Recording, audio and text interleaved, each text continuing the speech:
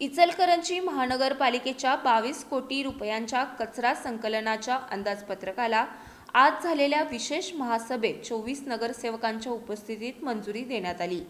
यापूर्वी हा ठराव स्थायी समितीत नामंजूर झाला होता।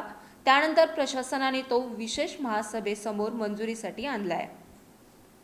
इचलकरंजी महानगरपालिकेच्या 22 कोटी रुपयांच्या कचरा संकलनाच्या अंदाजपत्रकाला आज झालेल्या विशेष महासभेत 24 नगरसेवकांच्या उपस्थितीत मंजुरी देण्यात आली।